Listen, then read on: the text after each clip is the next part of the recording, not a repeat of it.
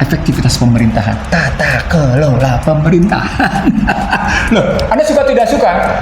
Ketika Anda pergi KTT ASEAN, dibandingkan antara Presiden Singapura dengan menggunakan pesawat ekonomi, kelas ekonomi, sementara Presiden Indonesia pesawat sendiri dikawal oleh jet, menggunakan juga Hercules karena bawa mau dengan pasukan tersendiri. Orang lalu membandingkan, ini siapa yang kreditor, siapa yang debitor ya? Sadis nggak pertanyaannya? Coba pertanyaan sadis nggak? Itu lebih bermewah-mewah. Nah, dibandingkan itu. Sampai di situ saya pernah bilang, bagaimana mungkin Anda menggunakan mobil premium di tengahnya namanya rakyat harus menanggung beban hutang yang tinggi. Coba logika moral.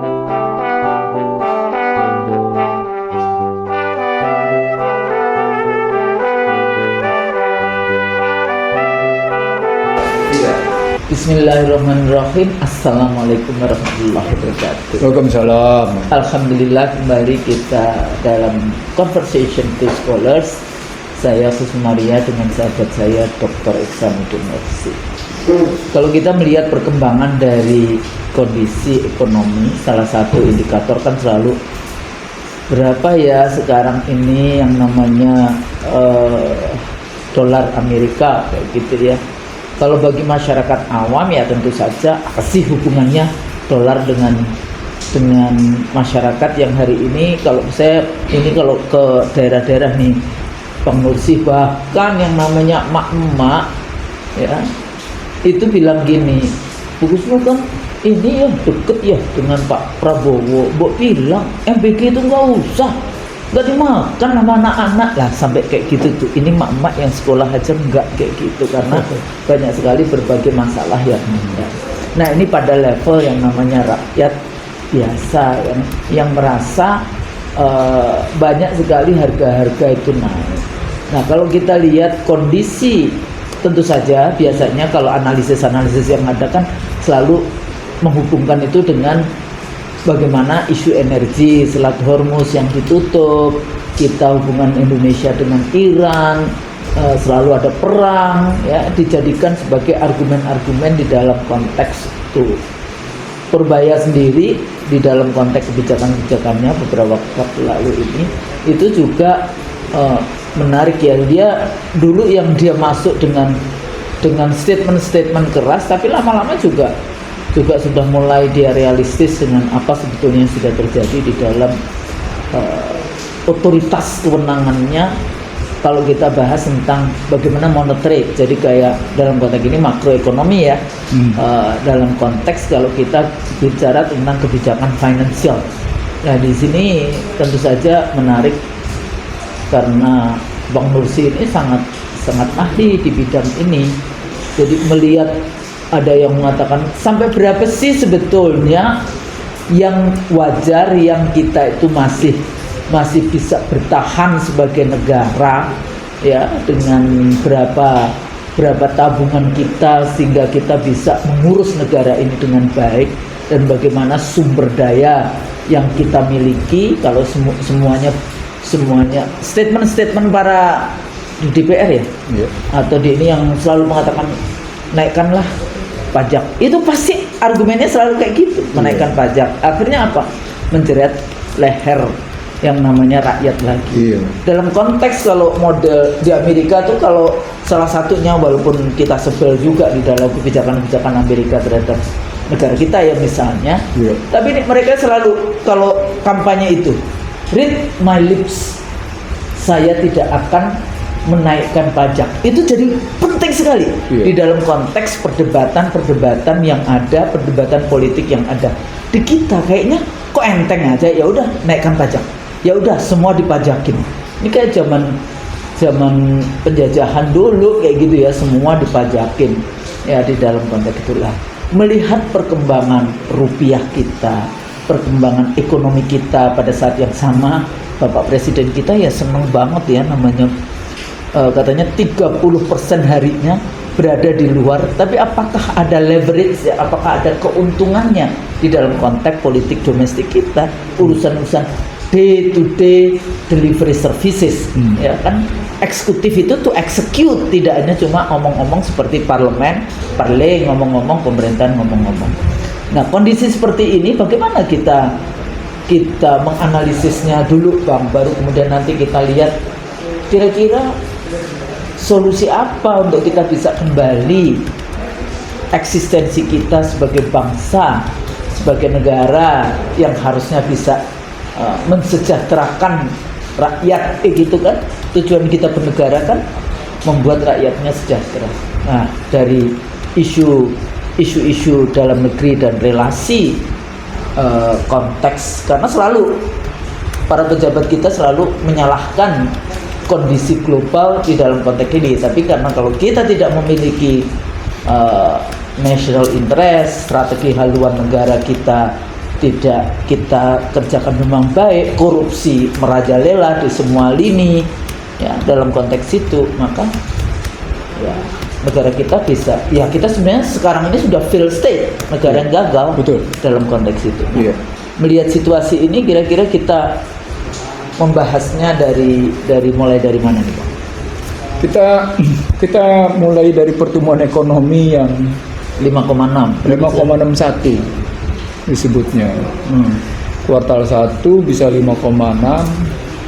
Saya shortcut aja langsung analisisnya. Kalau kita melihat mereka kuartal 1 5,61, sebenarnya mereka sedang mengarah ke target 2026 bahwa pertumbuhan ekonomi Indonesia bisa mencapai 6,1. Mereka tidak mengatakan bahwa nanti janji mereka pertumbuhan ekonomi sampai dengan 8% itu terjadi nanti di 2028. Jadi dalam rancangan mereka sebenarnya 2025 mereka tumbuh 5,1, 2026 mereka ngerancang 6,1, 2027 mereka merancang 7,1, oh gitu. 2028 mereka merancang 8%, 2029 mereka merancang 8%, sehingga rata-rata 6,9. Nah, ini skenario yang dibangun oleh Kementerian Keuangan gitu ya, Kementerian Perekonomian gitu. Nah, apa kata kuncinya? Kata kuncinya mereka bilang kebijakan strategiknya itu adalah, kalau pakai konsep tadi, mereka menggunakan bagaimana melihat strategi pada kebebasan, the strategic deregulation, perdagangan, kesehatan, teknologi. Tapi kalau kita ambil dari apa yang terjadi pada kuartal pertama 2026, itu kelihatan ada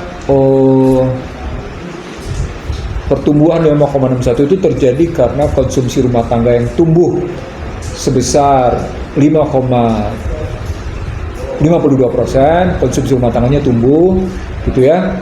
Lalu kemudian juga di sini ada belanja pemerintah yang meningkat, terutama karena THR, bantuan sosial, dan NBG. Lalu ada aktivitas akomodasi yang meningkat untuk makanan dan minuman yang tumbuh hingga 13,14%. Nah, tapi muncul pertanyaan begini, Husnul. Angka saya menyatakan bahwa uang di perbankan itu banyak di SBN, banyak di SBRI. Gambaran uang banyak di SBN dan di SBRI itu menyatakan, indikasinya adalah undisbursed loan itu tetap tinggi. Jadi nggak di ini. Argumen saya, ini bagian dari argumen saya tentang kelumpuhan ekonomi. Argumen saya, ketika perbankan punya undisbursed loan, lalu mereka pergi ke SBN dan ke SBRI, sesungguhnya menggambarkan 5 hal, Husnul. Yang pertama, perbankan hati-hati investasi, hati-hati menyalurkan kredit. Dalam bahasa yang lain, perbankan sejak kasus 97-98 belajar betul apa yang disebut dengan prudentiality banking, tingkat banking prudentiality, tingkat kehati-hatian perbankan. Perbankan tidak akan melanggar 5C-nya. Dia nggak akan melanggar soal bagaimana karakter, kondisi ekonomi, berarti dia nggak akan melanggar. Kalau Husnul ingat, perbankan selalu ikut pada apa yang disebut dengan konjungtur, siklus konjungtur, pro cyclical. Ingat ya, waktu kita diskusi pernah kayak gitu ya. Mana yang kontra cyclical, mana yang merupakan pro cyclical sebagai bentuk konjungtur cyclical kayak gitu, dengan merujuk pada kondisi. Artinya realitas sebagai pembelajaran, realitas sebagai petunjuk untuk mengambil keputusan. Ini beda lagi dengan nanti amanat yang akan muncul. Tapi kalau mengambil format realitas sebagai petunjuk mengambil keputusan, maka perbankan mengambil keputusan sangat hati-hati. Ya, dia pasti profit dan oriented kan. Nah, itu berarti mereka pro-cyclical. Pro-cyclicalnya apa? Bahasa sejak awal dari kita adalah bagaimana fuka berlanjut. Nah, kalau fuka tetap berlanjut, ketemu dengan istilah namanya flux. Bagaimana situasi itu selalu tidak terkendali. Kalau diambilnya begitu, itu disebut dengan bagaimana situasi perekonomian digelayuti oleh awan ketidakpastian gitu. Yang saya bilang dari zaman mafia beriklim berkuasa hingga sekarang iklim ketidakpastian terus ngegelayuti, itu menggambarkan ekonomi gelap. Gitu dong. Kalau terus tidak pasti berarti kita gelap dong gitu ya. Itu satu. Diakuin aja. Iya. Jadi artinya kalau situasi undisbursement tinggi, itu pertama perbankan akan mencari tempat aman, dan itu artinya mereka hati-hati dalam menyalurkan kredit. Kalau perbankan hati-hati menyalurkan kredit, itu perbankan sama dengan mengambil sikap wait and see. Sikap keduanya, sikap kehati-hatian itu ditunjukkan dengan sikap wait and see. Kalau perbankan mengambil sikap wait and see, itu berarti gitu ya, likuiditas dalam masyarakat tidak cukup, karena sekarang undisbursement-nya sudah mencapai 25,6%. Di Maret kemarin jumlahnya 2.527,46 triliun. Itu sama dengan 25,99%. Itu tinggi, Husnul. Jadi artinya bukan cuma sekedar dia dalam posisi mencari tempat aman, dia status wait and see, dia mengakibatkan juga likuiditas di pasar berkurang. Apa poinnya? Korporasi tidak running well. Korporasi juga kemudian hati-hati. Nah, kalau korporasi juga hati-hati, itu artinya tenaga kerja juga akan efisien, akan dikurangi. Itu apa artinya? Daya beli juga tidak membaik. Nah, muncul pertanyaan. PHK, tidak ada kerjaan, tidak punya daya beli, dan tidak bisa pinjam juga. Nah, muncul pertanyaan, bagaimana pemerintah bisa bilang pertumbuhan kuartal pertama 5,61 tapi digerakkan oleh konsumsi rumah tangga? Bingung kita melihatnya. Oh, kalau dilihat dari perbankan kayak gitu nggak bisa. Konsumsi rumah tangganya dari mana? Konsumsi rumah tangganya dari perspektif individual. Jadi individu-individu ini sudah mantap. Kelompok kelas menengah berarti. Makan tabungan. Jadi artinya mereka sudah yang makan tabungan. Makan tabungan untuk berkonsumsi karena memang mereka nggak bisa apa-apa lagi. Ya contohnya. Tapi saya masih balance budget. Iya, masih nggak sampai utang. Nggak, artinya ketika pemerintah bilang ada peningkatan konsumsi rumah tangga, maka penjelasannya adalah mereka sudah menarik pendanaan. Dan itu kelihatan. Kelas menengah itu 2 miliar ke bawah ya. Itu jumlah dana pihak ketiganya rata-rata flat. Tapi yang 5 miliar ke atas itu naik. Yang 100 juta itu rata-rata menurun kecenderungannya. Gitu loh, Snul ngelihatnya. Ya, kira-kira tahu kan. Tapi gini Bang, kalau tadi bicara tentang bagaimana bank hati-hati juga. Terus pernyataan Purbaya waktu itu yang katanya sudah memberikan dana berapa? 200 triliun atau berapa itu sampai di mana sebetulnya? Nggak bisa. Sejak awal Ihsanuddin Nursi menyatakan dan lewat bank kan dia. Saya sudah berikan itu kepada bank kayak gitu. Jadi sebelum dia luncurkan itu 200 triliun itu diluncurkan lewat Himbara dan BSI gitu ya. Di sebuah stasiun TV swasta saya menyebut, kalau saya jadi Menteri Keuangan, saya akan istilah Betawinya, gue gerojokin pasar dengan likuiditas.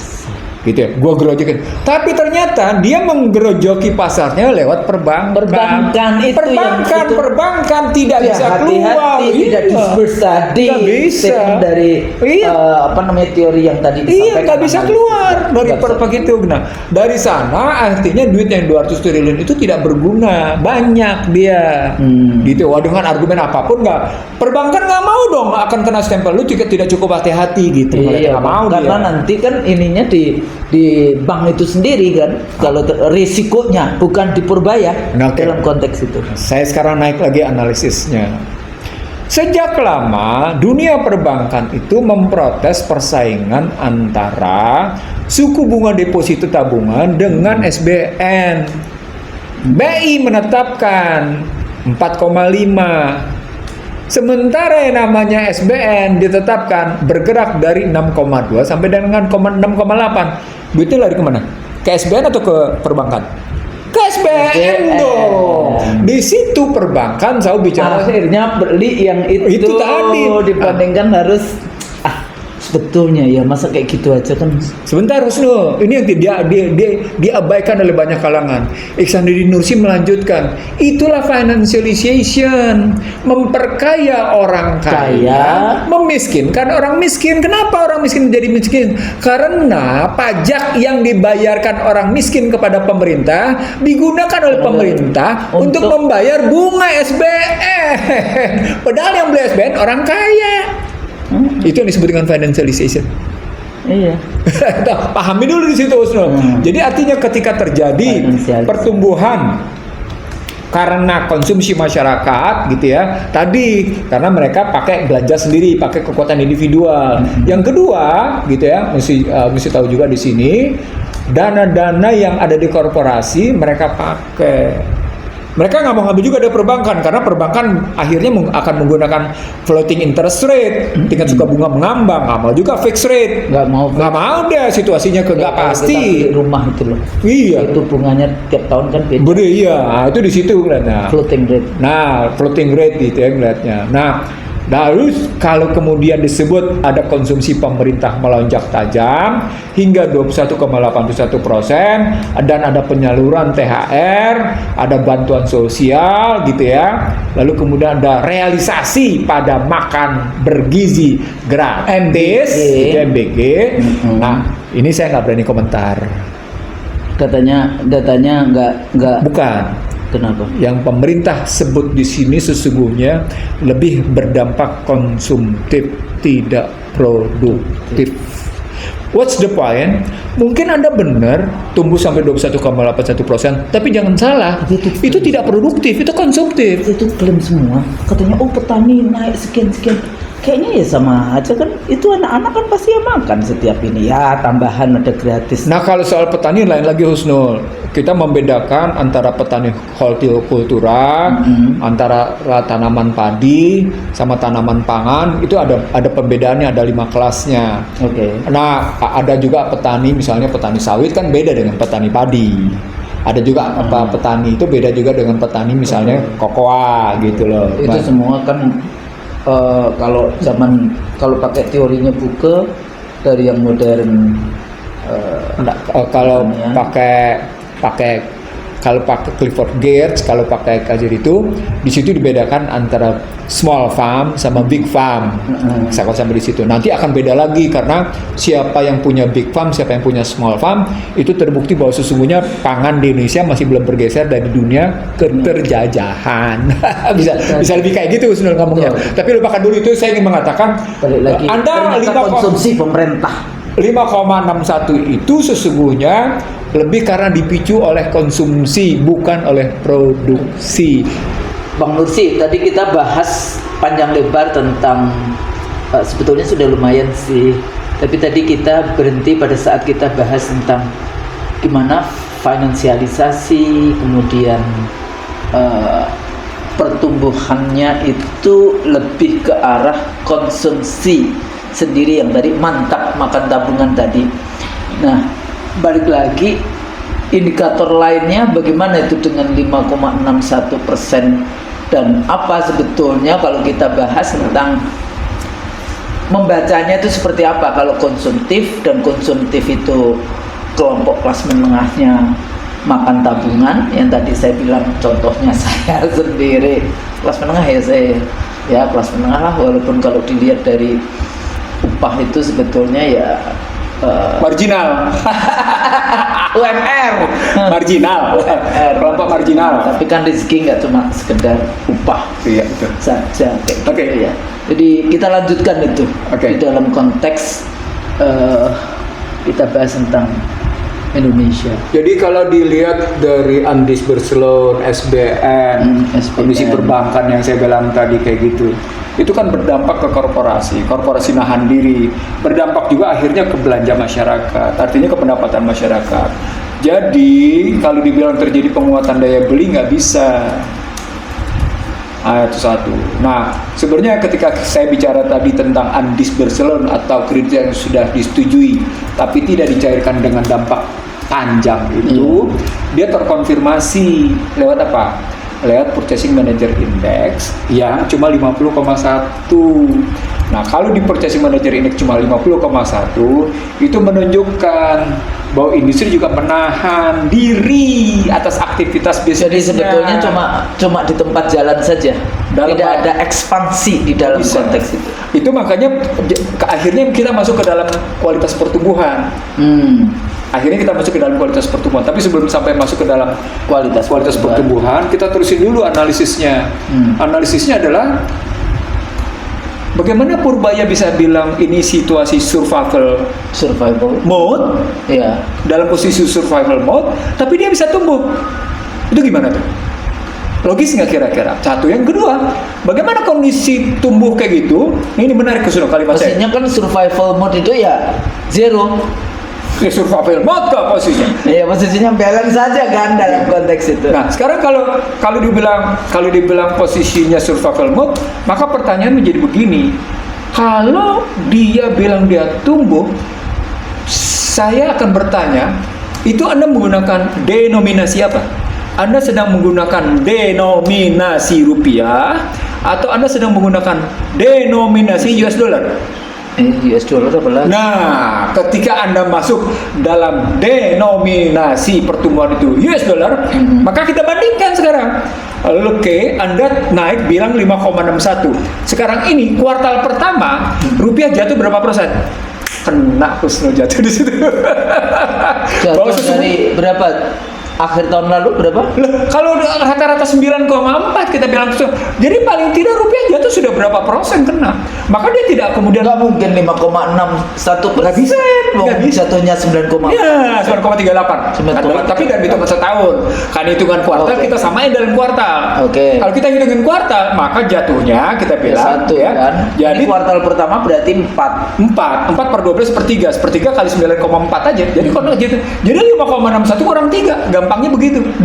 Kurang 3,1. Berarti 2. 5,61 kurang 3,1. Kan berarti cuma 2,5. Hah, coba 2,5. Kalau 2,5 Anda setara dengan negara maju dong, yang sama seperti Amerika dong. Wih, gimana? Beda banget kok, gimana? Di situ kelihatan menjadi masuk ke dalam analisis kualitas pertumbuhan dan gitu loh mikirnya. Oke. Masuk ke dalam ketawanya sinis, jangan Iya, begitu iya, dong. iya. Jadi saya di Komisi 2 juga bilang ketawa sinis, padahal maksudnya itu masa gini aja, angka segini aja ngitungnya. Ya memang di balik hitungan ini ada logika yang ini ya tergantung kepada argumen-argumen. Ini di dalam konteks tadi dianggapnya apa, Mas tadi bilangnya menipu, Oh iya. manipulasi. Saya bilang hati-hati, kita nggak ngomong menipu. Saya belum terusin dengan dengan posisi menghitung inflasi loh. Iya, inflasi. Jadi kalau kita bilang Anda menggunakan denominasi US dollar, lalu kemudian Anda masuk lagi ke dalam perhitungan inflasi, ya sudah, kena lagi. Sekarang dia. inflasinya berapa? 1,5 kita hitung.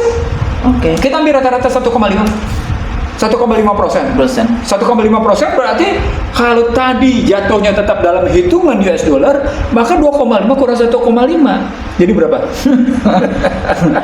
Kurangin gitu aja, tinggal 1%. Ada lagi perhitungan lain, Mas Dul. Tahu apa? Gitu. Dikurangi lagi dengan pertumbuhan penduduk.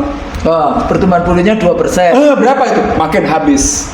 Coba tuh kalau ngambil ngitung begitu. Itu yang saya bilang dalam artikel saya, dalam artikel saya, merawat kebodohan, menjaga ketersesatan. Tapi variabel-variabel seperti ini apakah tidak sudah dihitung? Enggak dong. Konteks Pemerintah tidak akan pernah menghitung kayak gini, Husnul.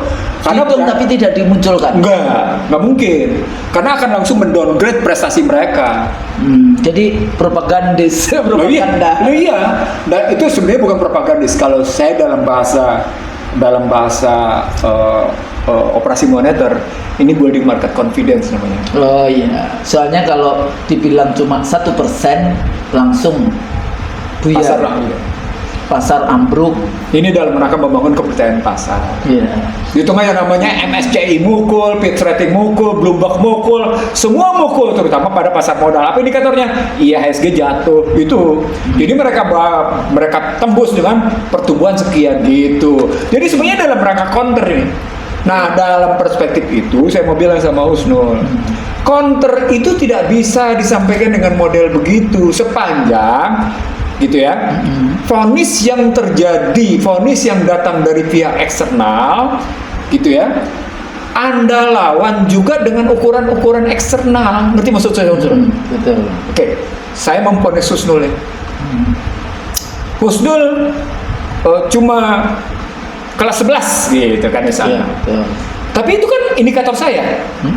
Lalu Husnul bilang, enggak, saya enggak kelas 11, saya kelas 77. Tapi juga dengan ukuran-ukuran yang saya bangun. Mana lebih kokoh? Ukuran saya atau ukuran Anda? Ukuran saya dong, karena Anda menggunakan ukuran saya. Nah, disitulah saya sebut ada 5 indikator besar, bukan 5 indikator. Ada 5 konsep, iya, 5 konsep dan variabel besar untuk menakar yang namanya kejatuhan nilai tukar. Nah, saya ngambil tidak pakai teknokratik dulu ya. Kalau saya nggak ngambil teknokratik sudah dimunculkan oleh berbagai kalangan gitu ya. Saya ngambil originalnya aja, original thinkingnya aja, genuine thinkingnya, pemikiran genuine, pemikiran originalnya. Saya bilang ada 5. 1, Anda didikte lewat sistem. Anda didikte lewat sistem. Yang kedua, Anda didikte lewat kebijakan dan regulasi. Yang ketiga, Anda didikte lewat standarisasi.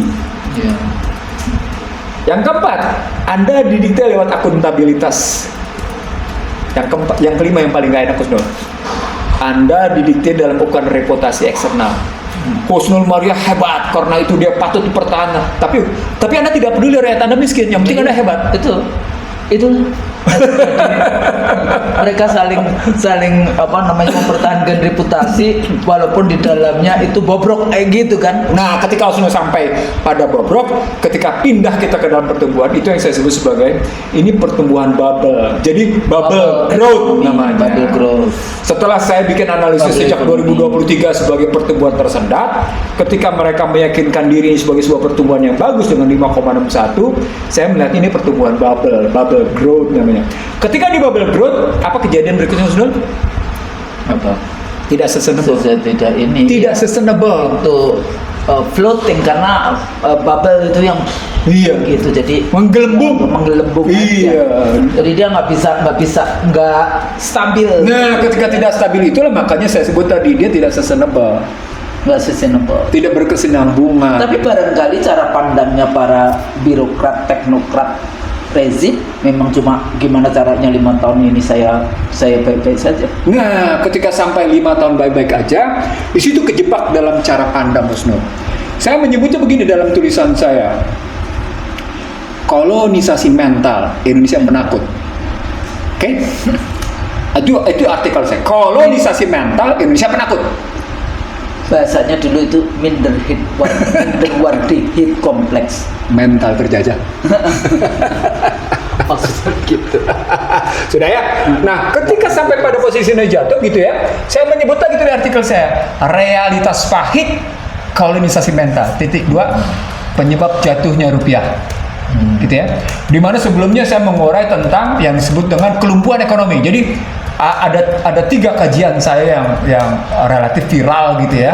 Kelumpuhan ekonomi, kolonisasi mental, Indonesia penakut, realitas pahit kolonisasi mental, penyebab jatuhnya rupiah. Nah, maka saya melihat 5 hal tadi sesungguhnya kalau mau dilihat dia harus sampai ini akhirnya perdebatannya seru Nol. Karena saya disergap oleh sebuah pertanyaan. Kalau begitu Anda mau menganut sistem nilai tukar apa? Sistem nilai tukar kayak gimana? Kan ada 3 tuh. Ya. Ada fix di peg rate. Di fixed rate, di peg namanya, atau kemudian managed floating, atau kemudian free floating. Kan ada 3. Ada 3 kan? Saya ditanya, Anda menganut Fixed rate. mazhab mana? Mazhab mana? Mazhab free floating, mazhab managed floating, atau managed fixed rating, atau di peg gitu ya? Apa jawaban saya, Nol? Tergantung jenis pasarnya dan jenis komoditasnya. Diam mereka ketika segituin. Maksudnya? Jadi tidak harus memilih satu. Betul. Kenapa kayak gitu, Snul? Kenapa? Nah, saya mau cerita, Snul. Menarik. Ketika Soekarno, ini asik ceritanya, Snul. Ketika Soekarno mengundang sejumlah kalangan intelektual se-Indonesia untuk merumuskan tentang pembangunan ke depan yang disebut dengan tadi 7 bahan pokok indoktrinasi, gitu, untuk merujuk tentang pembangunan semesta, gitu ya. Soekarno mendapatkan satu hal paling menarik, Usman, di tahun 61 itu. Apa, Usman? Stabilitas harga sebagai hajat hidup orang banyak.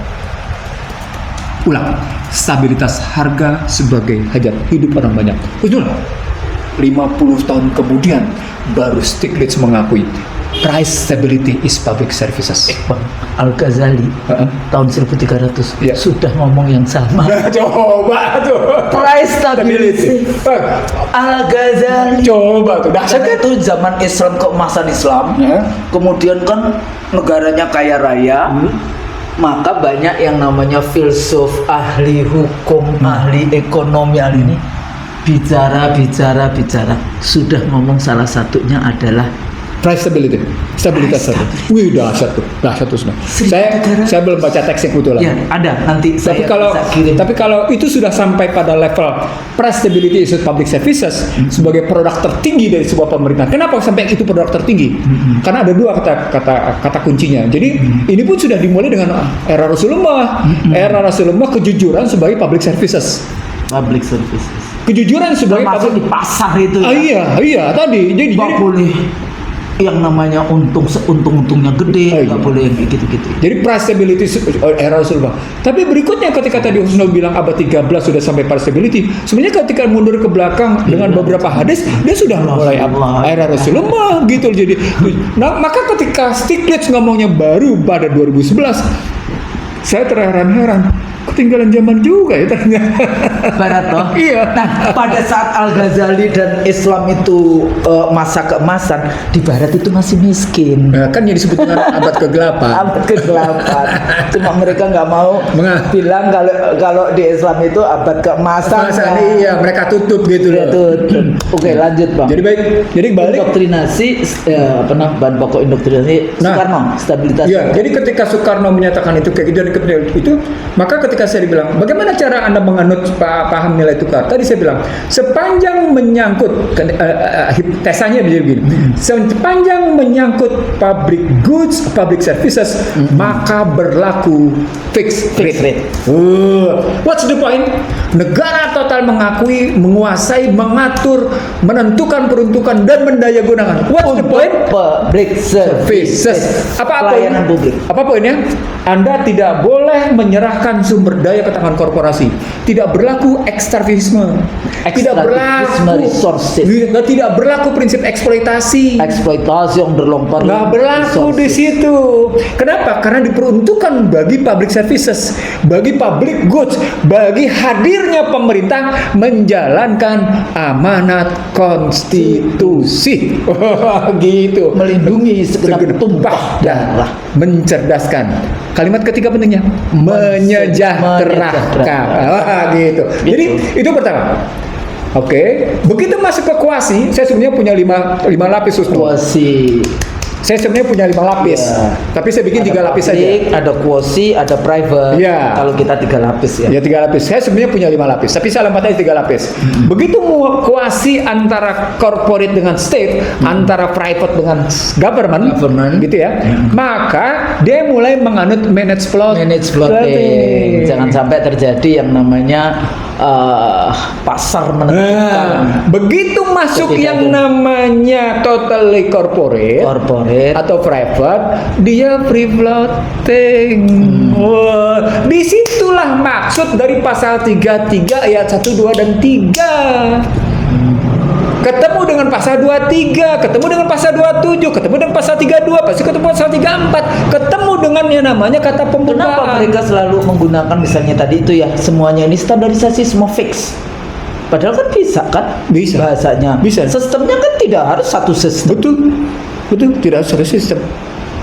Kenapa mereka yakin dengan mazhab dalam satu bahasa dengan mazhab yang lain? sederhana, pemerintah menjadi sangat bertanggung jawab. Saya bilang sangat bertanggung jawab atas penyediaan public goods and public services. Tapi pemerintah tidak bertanggung jawab atas namanya commercial good dan commercial services.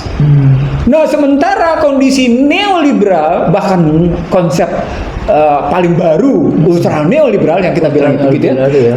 Kita membenarkan intervensi korporasi ke state. Maka berubahlah dia totally menjadi total free floating exchange rate. Itu prinsip yang salah. Gitu ngelihatnya. Kan di sini dengan free floating ini kan akhirnya siapa yang diuntungkan kan? Tetap korporasi dong. Iya, korporasi yang diuntungkan. Itulah dia untung, tapi public menjadi public goods diperas. Akhirnya mahal, akhirnya rakyat lah yang rugi. Disitulah bukti kejatuhan nilai tukar sebenarnya korbannya rakyat. Gitu. Udah jelas rakyat. Gitu loh. Dulu tuh ada menteri yang katanya, oh saya sudah masuk keluar dari pasar nih, statementnya. Saya masih ingat banget karena waktu itu saya anggota KPU ya. Saya itu tadi saya sudah sampai di ini kata orang-orang di pasar tadi, pedagang itu naiknya harga bahan pokok itu bukan karena harga BBM-nya. Karena harga BBM enggak, ini zaman 2004. Oh iya. Bukan harga BBM tapi karena apa? Karena transportasinya. Ini sebetulnya yang ini siapa kayak gitu. Transportasi itu naik karena harga BBM-nya naik. Gimana sih? Ekonom terkenal itu. Ya sudah. Itu yang saya bilang, merawat kebodohan, menjaga ketersesatan. Jadi bisa menggunakan fixed rate, floating rate, dan free floating. Jadi secara bersama. Betul, bisa. Tinggal kita melihat membedakan yang mana, betul. Dan itu sorry Husnul.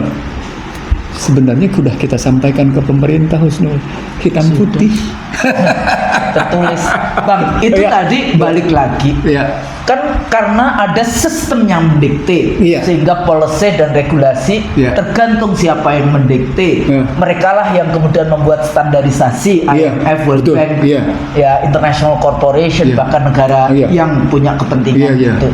Sehingga kita selalu dipaksa diksi yang digunakan akuntabilitas. Dan kemudian dia bisa menggunakan media-media untuk menjatuhkan reputasi satu negara dengan betul. Nah ini kan tadi sebetulnya itu yang saya sebut sebagai thinkingnya. Iya, itu yang saya sebut sebagai menjatuhkan Indonesia tidak perlu dengan senjata. Tidak dengan senjata. Itu. Karena apa? Karena manusianya tadi apa? Tadi reputasinya diukur oleh politisasi mental. Itu tadi penakut. Tapi bukan rakyatnya ya. Rakyat sih berani banget kayak gitu ya. Jadi begitu Husnul. Oke. Jadi jangan kita ngelihat, wah, utang Indonesia masih 40,75%. Kita masih jauh lebih dari Singapura, dari Malaysia, dari Jepang. Kita berbeda 5 hal ya. Struktur ekonominya tidak sama, utang luar negerinya tidak sama, tagihan luar negerinya tidak sama, balance of payment-nya tidak sama, monetary sistemnya dan fiskal serta sistem sektoral nggak sama. Itu kita udah bahas di berkali-kali. Balik lagi ya di video yang sebelumnya, karena tidak hanya cuma bicara tentang apa namanya yang waktu itu bicara tentang itu ya. Jadi bagaimana indikator-indikator yang harus dilihat di dalam konteks ini. Nah, kita selalu melihatnya kan cuma sekedar utang kita berapa, utang negara lain berapa, tapi kemampuan segala macam. Tadi apa? 7 ya? Iya, ada 5. Ada 5. Iya. 5 indikatornya tidak dihitung. Tidak dilihat, gitu Tidak ya. dilihat. Ya, kita itu bersyukur sama Allah karena negara kita itu kekayaan alamnya, Allah kasih kekayaan alam yang luar biasa sehingga itu dihitung-hitung sebagai hasil dari rezim yang berkuasa, padahal cuma ngambil. Ini contoh-contoh Nggak pakai mikir itu. salah satu indikator dari 5 tadi. Oke. Singapura itu lebih tinggi, Jepang itu lebih tinggi. Iya. Tapi Jepang dan Singapura punya tagihan luar negeri. Indonesia punya nggak? Sekarang Indonesia punya nggak? Tanya dulu balik. Indonesia punya nggak tagihan luar negeri? Kalau dari Amerika berapa persen? Loh, kalau Amerika sampai 120%. Tapi Amerika punya kebebasan mencetak. Seenaknya sendiri. Loh, dan dia punya tagihan luar negeri. Makanya kalau di Amerika itu, atau biasanya kita kenal itu dolar hitam atau dolar hijau. Dolar hitam itu yang dibungkus dengan kertas hitam, itu cetakan-cetakan yang dibikin Amerika. Lalu berikutnya orang bilang nih, kalau gitu kenapa kita pusing dengan yang namanya fiskal dalam tekanan utang luar negeri? Ya iyalah lo pusing. Karena ternyata tekanan utang pada fiskal membuat fiskal tidak berdaya. Itu bukti bahwa sesungguhnya utang yang Anda ciptakan tidak memberdayakan. Tidak produktif. Itu loh, itu kalimat pentingnya. Kenapa kemudian Anda mengencerkan dengan kalimat aman kok, tapi buktinya Anda tertekan secara fiskal. Ayo ngomong apa sekarang? Ayo ngomong apa? Di satu sisi itu nggak konsisten. Iya, enggak, sederhana. Di satu sisi Anda bilang enggak kok, kita tidak berbahaya, tapi Anda ngakuin, iya tekanan utang luar biasa Giliran menekan kalau fiskal. sudah ada bocah dia ngomong, oh iya tekanan Utang. utang. Coba gimana, Lalu coba? ngapain utang terus kayak gitu kan? Tidak memanage apa yang ada. Itu dua hal tadi yang saya bilang tadi. Contoh terakhir berikutnya, tahu nggak apa? Efektivitas pemerintahan, tata kelola pemerintahan. Loh, Anda suka tidak suka? Ketika Anda pergi KTT ASEAN dibandingkan antara Presiden Singapura dengan menggunakan pesawat ekonomi, kelas ekonomi, sementara Presiden Indonesia pesawat sendiri dikawal oleh jet. Menggunakan juga Hercules karena bawa dengan pasukan tersendiri. Orang lalu membandingkan, ini siapa yang kreditor, siapa yang debitor ya? Sadis nggak pertanyaannya? Coba pertanyaan sadis nggak? Itu lebih bermewah-mewah. Nah, dibandingkan itu. Sampai di situ saya pernah bilang, bagaimana mungkin Anda menggunakan mobil premium di tengahnya namanya rakyat harus menanggung beban hutang yang tinggi. Coba logika moral kebijakan Anda gimana? Ulang. Bagaimana mungkin Anda menggunakan kemewahan atas biaya negara, padahal negara gitu ya, membayar hutang demikian tingginya atas beban rakyat. Jadi moral kebijakan Anda, moral jabatan Anda ada di mana? Kan gitu pertanyaannya, Husnul. Dan itulah sebetulnya kalau dalam kajian ilmu politik dikatakan negara gagal bukan karena dia tidak ini, tapi karena bermewah-mewah. Iya. Karena pejabatnya bermewah-mewah. Iya. Nah ini juga KPU juga iya tuh dulu Pakai pesawat private jet ya. Private jet sampai 59 kali. Iya, dahsyat. Iya kan? Iya. Nah, itu kan udah 90 miliar untuk anggaran transportasi. Pada saat menentukan 90 miliar anggaran transportasi komisioner, itu kan sudah mikir ini berapa kali mau naik jet gitu. Nggak taunya, saya pikir sekali kayak gitu ya, nggak taunya 59 kali. Coba tuh, sedih. Akhirnya hasil presidennya juga menggunakan ini, tapi mungkin argumennya, wah kita kan negara besar supaya ditakuti, tapi kan utang. Nah, sekarang kita masuk lagi Husnul ke Anda ini cuma bicara aja seperti bilang kayak gitu. Iya, Coba dengar Husnul ya. Bagaimana saya ngebangun konstruksi, dekonstruksi dan rekonstruksi. Wah, gitu saya ngeliatnya. Oke. Dekonstruksi dulu. Konstruksinya dulu. Oh, konstruksinya dulu. Baru kemudian kita dekon, baru kita rekon. Konstruksinya adalah beban utang tinggi. Konstruksinya adalah take ratio rendah. Konstruksinya adalah pajak tidak adil. Konstruksinya adalah korupsi dan inefisiensi. Konstruksinya adalah program-program tidak efektif dan tidak punya leverage, istilah Anda tadi. Berikutnya adalah pajak tidak menunjukkan kedaulatan rakyat. Pakai teori barat nih, taxation is representation. Nah, kan mestinya pajak itu menunjukkan kedaulatan rakyat, dan kalau taxation is representation, itu konstruksinya. Oke, sekarang itu tadi fiskal. Moneter sekarang, rupiah tertekan berkesinambungan dalam jangka panjang. Defisit transaksi berjalan tidak pernah teratasi dengan baik. Persaingan antar bank dengan namanya bunga tidak sehat. Tadi yang saya bilang, risiko investasi cukup tinggi karena nilai tukar ambruk gak karu-karuan, volatile. Lalu bunga juga proses inflasi. Nah, terjadi persaingan juga, tidak ada stabilitas harga. Itu moneter. Sektor real sekarang. Sektor real, kelas menengah menurun, purchasing manager index rendah, gitu kan, iklim usaha tidak sampai bagus. Apa buktinya? Biaya tidak pernah pasti, kepastian hukum buruk, korupsi sangat sistemik. Kalimat pentingnya, deindustrialisasi dini, UKM tidak berdaya.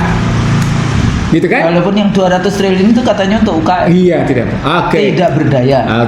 Itu konstruksinya. Tapi tidak berdaya ini tutup atau megap-megap? Megap-megap. Sebagian tutup dan sebagian juga ambruk kan?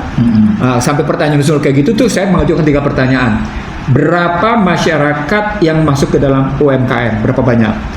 Berapa yang keluar? Berapa yang bertahan?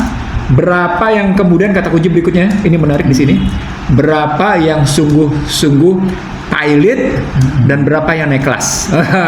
Ada nggak datanya, Yusril? Nggak tahu saya. Nggak punya. Nggak punya. Nggak ada datanya, nggak jelas. Atau nggak diperhatikan ya kayak gini ya? Ada.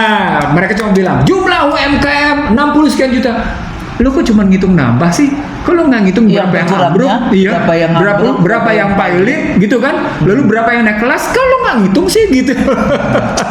Ini kalau yang pengalaman saya dulu memperhatikan partai ini, bahkan partai liberal ya di Australia itu sangat memperhatikan yang kayak gini nih, UMKM ini.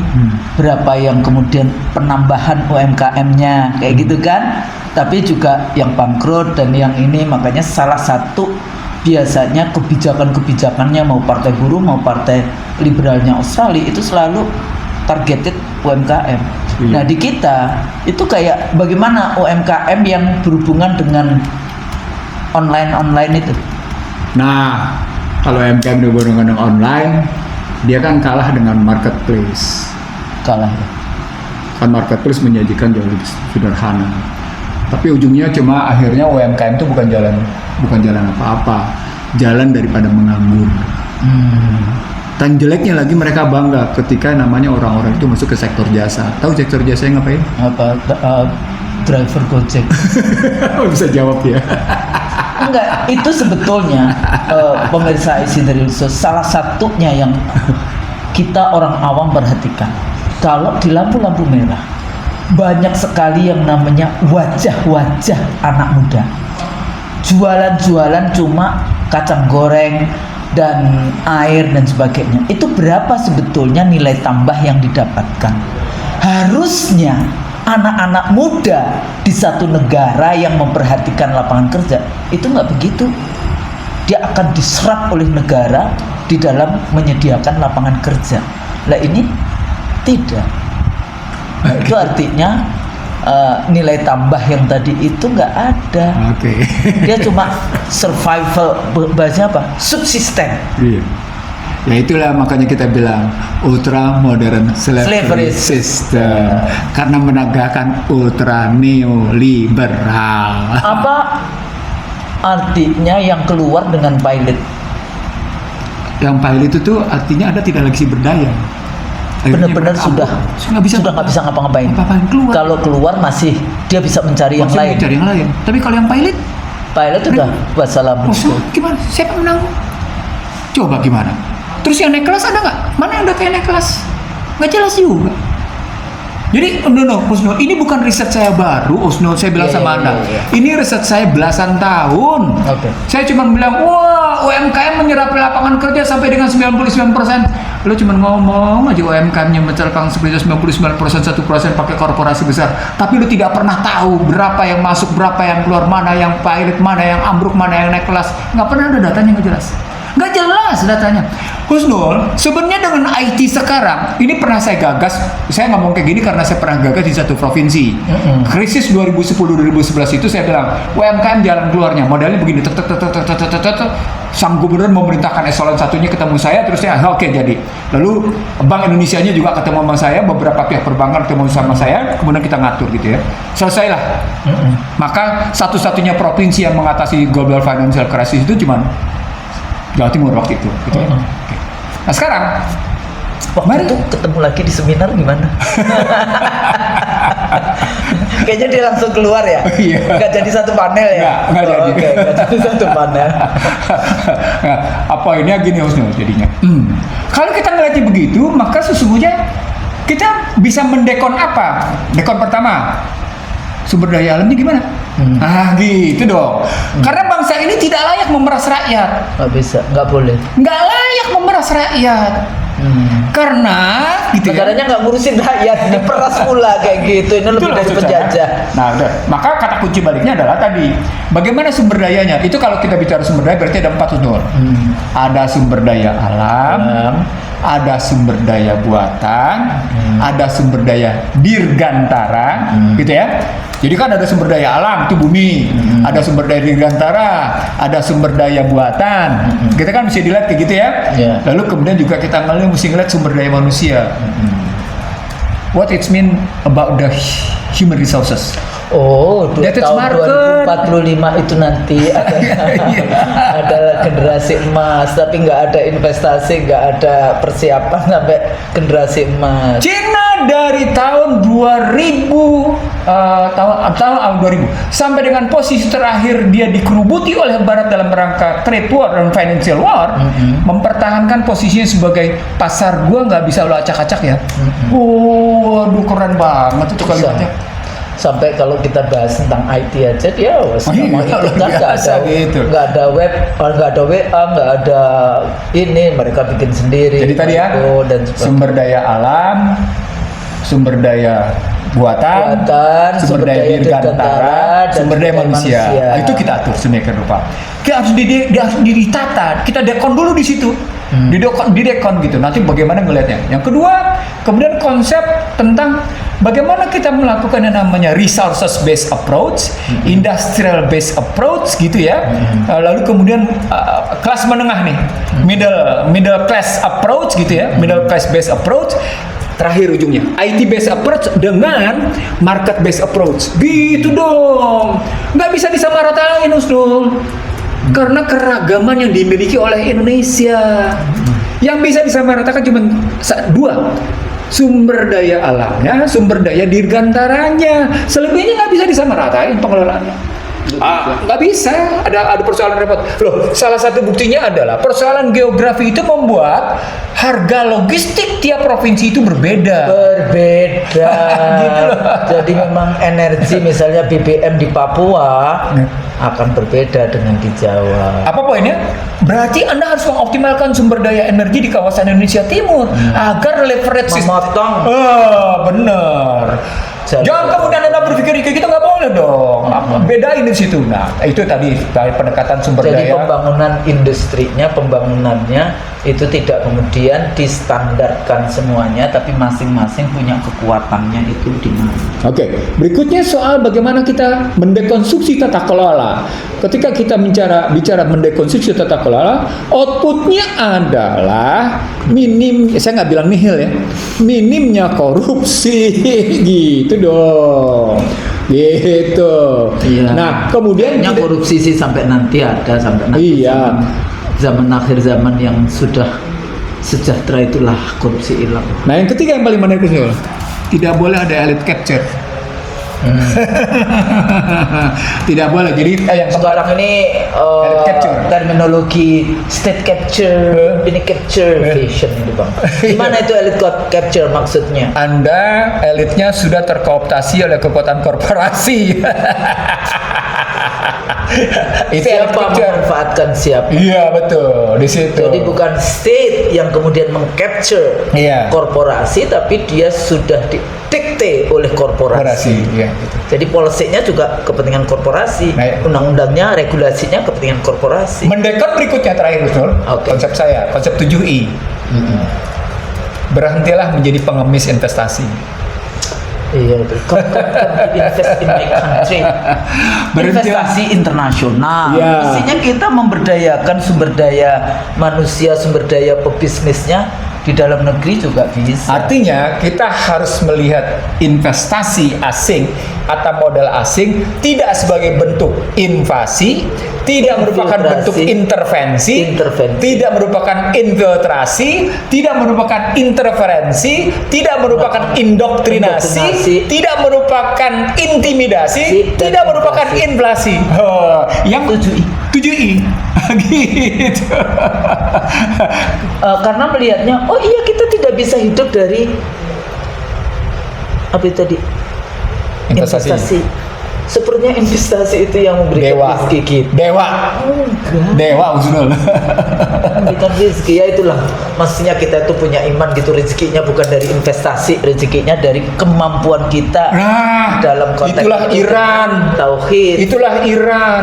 49 tahun di embargo, 49 tahun Mulai disanksi dari ekonomi, revolusi 49 tahun dikucilkan habis-habisan, tapi tetap bisa melakukan perlawanan. Apa itu tidak membelalakan mata Anda? Apa itu tidak membukakan mata hati Anda? Gue Jadi maksudnya itu buka sistem dong. yang berbeda. Iya. Jadi dia nggak bisa didikte. Iya. Akhirnya dia bikin regulasi sendiri. Iya. Dan dia bikin standar sendiri bagaimana membangun manusia. Tapi apakah ada karena long history of the Persian? Betul. Jadi dia Karena dia mentalnya bukan mental yang terjajah, itu bukan tadi. mental kolonisator, bukan mental penakut. Iya, iya. Nah, oke, itu tadi konstruksi, dekonstruksi. Rekonstruksinya gimana, Mas Don? Gitu kan? Balik Pancasila. Balik ya. Nah, rekonstruksinya tentu kita kembali dalam kata pembukaan. Itu filosofinya. Nah, Iya. tetapi kita langsung terjemahkan ke dalam teori. Kita terjemahkan ke dalam teori. Maka fiskalnya dalam kerangka utang kita harus moratorium. Oke. Kita tidak utang dulu. Iya, moratorium dulu. Moratorium. Nah, segera kita moratorium. Dan kita harus membuktikan mana yang merupakan Yang harus dipotong untuk utang najis. Nah, saya mau ambil contoh. utang najis ya. Emang utang najis, utang haram kali ya. Utang najis itu utang yang menimbulkan penderitaan bagi kemanusiaan. Iya. Itu ya, Najis itu ya. najis tuh. Tapi ada lagi dalam kerangka saya, utang yang menimbulkan yang disebut dengan akhirnya constitutional disobedient. Utang yang menimbulkan pembangkangan konstitusi, utang yang menyebabkan dia adalah yang membangkang konstitusi. Ada nggak, Ustaz? Apa? Banyak sekali. Iya sih. Banyak sekali. Nah, itu yang mestinya dianalisis. Nah, itu harus bisa dinegosiasikan. Utang Anda ternyata dalam pembelajaran kami sudah melakukan pelanggaran konstitusi, ini nggak bisa begini nih. Kami punya kedaulatan. Seperti Cina ketika bicara tentang Taiwan. Seperti Cina ketika bicara tentang ini soal kedaulatan kami. Anda tidak boleh ikut campur soal kedaulatan kami. Tegas kalimatnya. Punya dignity, Iya. our dignified Iya. as a country. Sama seperti Iran ketika dibilang Anda mesti ganti pemimpin, Anda mesti dijem. Ini kedaulatan kami. Udah kayak Anda gitu, tidak boleh ikut nggak campur. bisa, terus kemudian dibunuhin pemimpinnya. Dia pikir pemimpin cuma satu kayak di negaranya. Dia nggak tahu namanya. Mereka sudah mempersiapkan. Nah, gitu, tuh. Itu satu ya. Konsepsi teorinya begitu ya. Jadi Ambil. ada national interest di Iya, sini ya. moratorium utang, benahi tata kelola. Nah, ketika bilang benahi tata kelola, saya khawatir di sini khusus. Tahu nggak? Apa?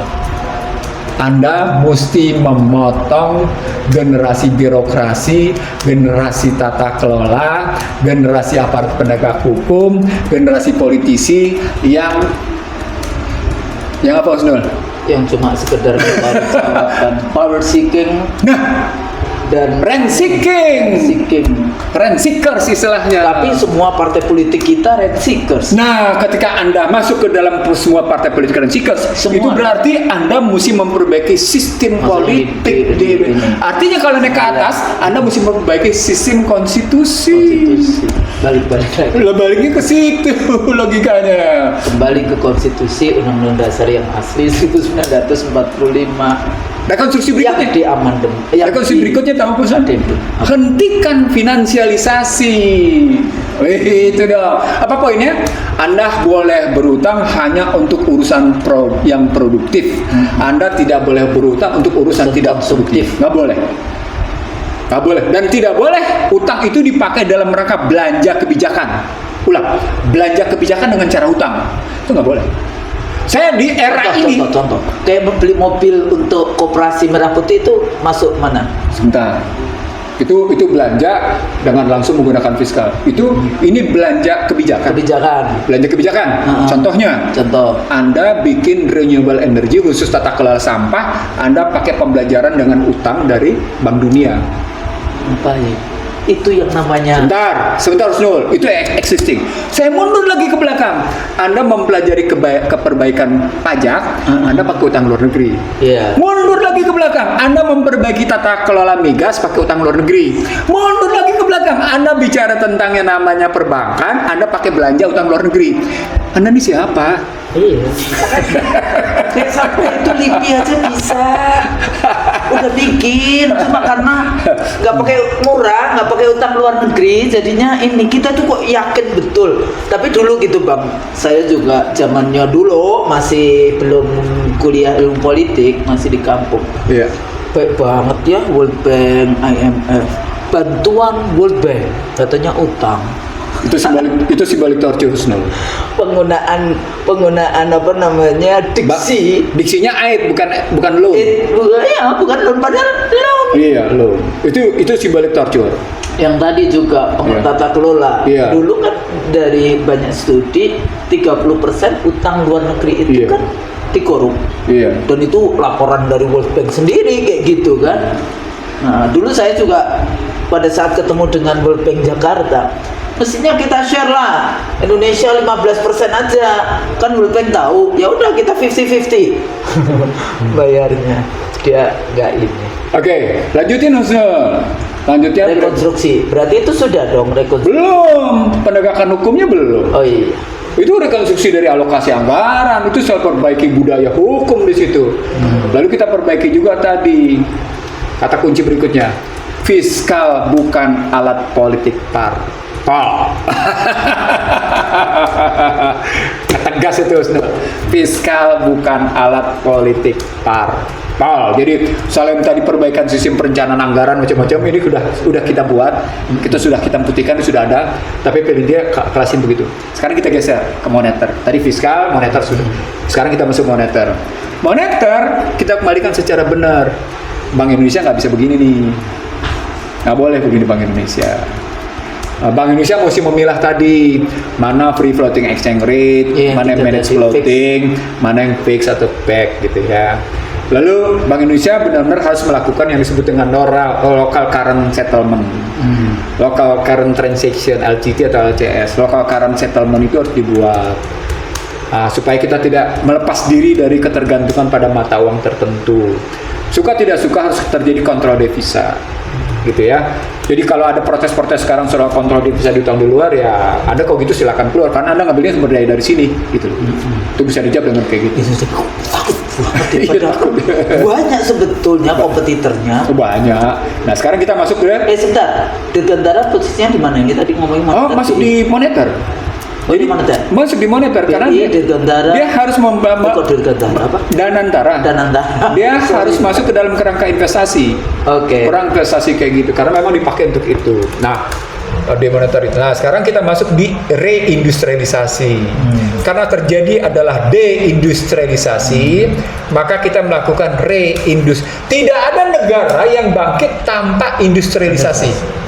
Maka karena belajar dari posisi seluruh dunia termasuk Indonesia sendiri waktu memperoleh pertumbuhan di atas rata-rata 7%, maka kita harus lagi melakukan reindustrialisasi. Reindustrialisasi terutama dalam kerangka pemenuhan hajat hidup orang banyak. Gitu. Jadi diperluas konsepnya menjadi reindustrialisasi hulu, meso dan hilir, reindustrialisasi industri dasar, kan gitu kan? Mestinya reindustrialisasi manufaktur, misalnya kita ambil reindustrialisasi hilir untuk barang jadi, misalnya dibikin kayak gitu. Itu harus dibikin kayak gitu. Ini konsep-konsepnya. Bukannya rezim yang ini sangat sering menggunakan hilir. Itu kan cuma sektor tambang. Dan kemudian pemiliknya siapa? Ya, mereka. Penikmatnya siapa? Ya, itu nggak selesai juga. Itu karena salah dari dulu. Bilang apa? Rezim apa? Penikmat apa? Pejabat. Iya. Apa statementnya Bang Nursi itu, pejabat itu rezim penikmat. Gitu. Menjadi pejabat itu masuk di dalam rezim penikmat. Nah, termasuk dalam konteks ini yang tadi hajat hidup sebetulnya reindustrialisasi kalau kita bahas kekuatan Indonesia kan ya sektor pangan. Iya. Bagaimana misalnya dari beras, misalnya dari nggak usah beras deh. Bagaimana pisang dari hulunya sampai dengan ke hilirnya ditata menjadi sebuah industri keren. Gimana tuh? Coba. Itu dari satu. Padahal kita produsen pisang. Kelapa. Apalagi kelapa, Usnul. Kan kita dulu kekuatannya itu di. Ini kita masuk pangan nih, pembahasan Pak. Iya, pangan maksudnya kekuatan negara kita ini kan sebagian besar adalah di pangan. Makanya Sumatera itu kan sebetulnya daerah-daerah yang sangat subur, Jawa juga, karena kita ring of fire bukan of the fire, ring of fire. Nah, sekarang kemudian kita pilih model pertumbuhan. Apa yang saya maksudkan model pertumbuhan? Model pertumbuhan kan sejak lama di SBY istilahnya inclusive growth kalimatnya. Kalau saya bilang salah satu model pertumbuhannya adalah fiskal kita bukan fiskal defisit. Fiskal kita harus fiskal surplus. Gitu mikirnya. Baru kita bicara supaya Anda tidak terbebani riba. Sehingga Anda tidak terkena cost of fund. Gitu. Di mana sekarang harus bayarnya setiap tahun? Orang miskin. Sekarang ini 1.838 ditambah dengan 559 triliun. 599 triliun bunga, 834 triliun bunga. Nah, itu jumlahnya sendiri. Jadi 1.434 triliun. 1.433 triliun. Jadi kita rakyat dibebani dengan bunga. Iya, makanya tadi mesti berhenti. Nah, itu termasuk modal pertumbuhan, termasuk itu. Lalu kita, itu bisa ya, Bang ya? Bisa, pemirsa. 2019 gagas Iksan Indonesia adalah restrukturisasi sumber daya. Bukan redistribusi aset, salah. Kemarin mereka menggunakan istilah redistribusi aset, bukan restrukturisasi sumber daya. Dia mau mengambilin aset. Bukan. Apa? Konsep Marxis. Itu konsep Marxis, salah itu. Karena mau diambilin yang bukan miliknya, hati-hati ya kalau urusan tanah. Oke, fiskal surplus. Iya, surplus. Nah, berikutnya adalah peta jalan tentang ketahanan, kemandirian dan kedaulatan atas masing-masing sektor. Dibikin perencanaan yang benar. Peta jalan pada sektor hajat hidup orang banyak. Wah, dibikin peta jalannya. Peta jalan ketahanan gimana, peta jalan kemandirian gimana, peta jalan kedaulatan kayak apa? Emang belum ada, Bang? Nggak jelas lah. Buktinya Anda pusing menggunakan istilah kemandirian dengan istilah swasembada. Lah, di satu sisi Anda bicara astacita dengan istilah kemandirian, tapi di sisi lain Anda menggunakan istilah swasembada. Kalau pakai indikator undang-undang pangan, Anda tidak menggunakan istilah swasembada. Anda menggunakan istilah ketahanan, tadi langsung ketahanan, kemandirian dan kedaulatan. Mari kita ukur di situ dengan ukurannya, dengan indikatornya gitu. Jadi ketahanan itu artinya full. Kita itu tergantung kepada internasional, nggak peduli. Kemandirian itu ya kita masih produksi sendiri. Produksi menjadi kedaulatan. Lebih lagi kita memutuskan sendiri apa yang kita produksi, apa yang kita produksi ke distribusi. Tapi kita menggunakan sovereignty aja nggak boleh. Tadinya nggak boleh.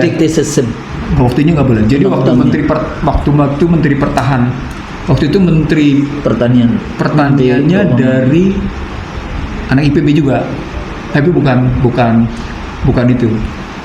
Saya sampai ketemu salah seorang profesornya, mereka menyebut WTO memang tidak ingin menggunakan undang-undang itu ada istilah kedaulatan pangan. Iya, nggak boleh. Cukup sampai pada ketahanan saja. Padahal ketahanan itu artinya ya liberal. Gitu.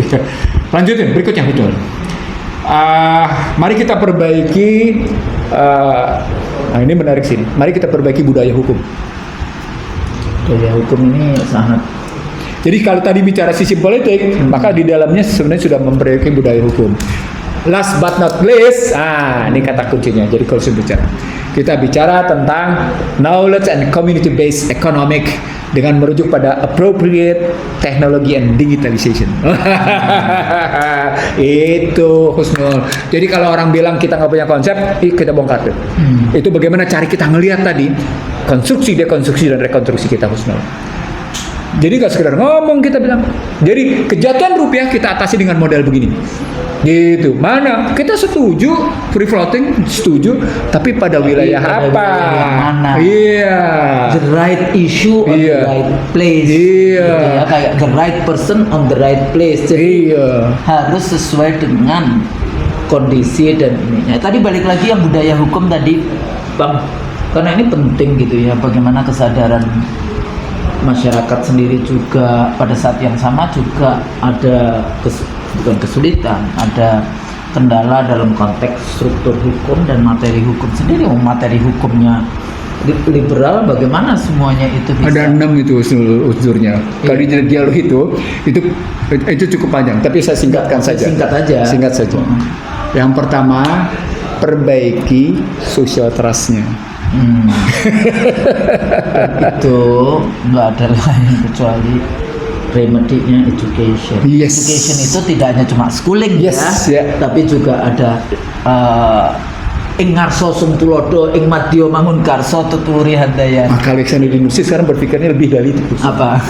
Schooling, deschooling, reschooling, baru muncul tadi ing madya mangun karso sama tadi tuturi handayani. Baru kemudian ketemu tadi soal keteladanannya. Jadi ing madya di tengah kita ing madya mangun karso, di tengah kita itu membangun karya-karya berkarya. Tuturi handayani. Di belakang kita mendorong dan harus ada contohnya keteladangan di depan. Tapi ini ada nggak leadership? Yang ada kan dealership. Nah, ketika sampai di situlah saya melihat model pendidikan kita itu cuma bicara link and match. Dan link and match-nya dan mismatch. Betul. Link and match-nya nggak cocok, itu disebabkan oleh gitu ya ketidakpahaman sistem pendidikan untuk mengarahkan bagaimana mencerdaskan kehidupan bangsa dalam konsep teori variabel dan indikator.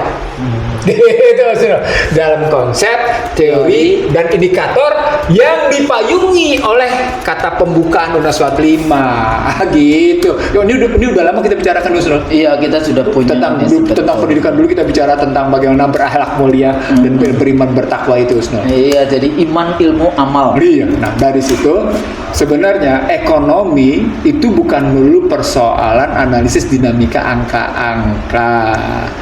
Ekonomi tidak bicara dia diserta cuma sekedar diyakinkan melalui angka-angka. Kualitas. Nah, ujungnya adalah soal kualitas kehidupan. Kehidupan yang layak bagi kemanusiaan. Nah, itu juga ada teorinya, ada konsepsinya, ada variabelnya, ada indikatornya tentang kehidupan layak bagi kemanusiaan.